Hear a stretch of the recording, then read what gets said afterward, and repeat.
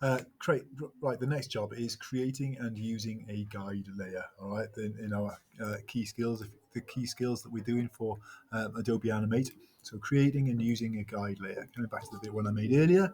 Um, so what I'm going to do is, I think what I'm going to do is just delete some of these, and I'm going to stick with this one. All right, quite fancy this. So I'm going to stick with this one. I'm going to do this guide layer. All right. So what have I called this? This is my square and star. So just going to give it a name, square and star. All right. I've got to make sure I'm working on the correct one, hitting enter. So I've got a layer there that's now called square and star. I'm going to create a new layer. I'm going to call this one guide. And that's being capitals. I'm just doing it now, just for the, just to sort of make a point, if you like. So I've got my guide layer there. All right. I'm going to come up to frame 50. I'm gonna now you can do this. You can do these separately, or you can do them together. So just highlight them both if you like. Highlight them both, top and bottom, and I'm going to push F5. All right, push F5. Then I'm going to go back to my guide layer, right, and I'm going to select this section up here where the name is. I'm going to select it, just one click, right click, and I'm going to select guide. If I've done that now, you get a little bit of a hammer there. Okay, I'm going to take the layer beneath it, and I'm going to drag it just see what I've done there, just drag it, and you can see how you get a little bit of like a little bit of a preview there, I suppose, of where the layer is going to end up. Let it go, and you can see what it does is it indents the second layer into the guide layer, and it actually puts a little icon on there, a little guide layer icon. I'm going to select the very first frame. I'm going to use the pencil tool. I might as well. I'm going to just stick with red as the fill color for now. So my line's going to be red, but it's not important. You can make it whatever color you like. I'm using the pencil tool, all right, and I'm simply going to draw.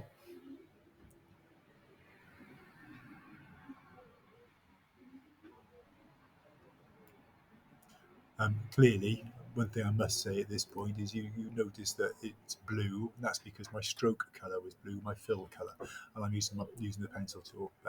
And anyway, so I've drawn the path that I want. All right. What I'm going to do next is I'm going to select my layer here where my square and my square and star is. I'm going to right click on it. I'm going to no. Before I do that, I'm going to click right at the end there to select the last frame. I'm going to use my free transform tool, and I'm going to drag that over to the far end and let it go. Now it should, like mine has done, it's created me a new keyframe there. All right, if yours doesn't, then all you got to do is select the last frame, right click, and insert a keyframe. Okay, so I'm going to go back to my original one, and you can see it's back. And you can see it's not on the line. So what I'm going to do is I'm going to pick up my symbol. I'm going to drag it so it's the white dot, the point of rotation there, is right on the end of that blue line. I'm going to change it so the direction. So I'm using my free transform tool. I'm dragging the corner so that it faces in that direction. I'm going to come to the other end. I'm just going to tweak that so it's not a lot in it, but I'm going to leave it like that. Okay, there we go. Now I'm going to, in the middle here, I'm going to create a classic tween.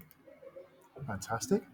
And then I'm going to come back to my properties pane here, and I'm going to select orient to path. Okay, and now what should happen? There we go.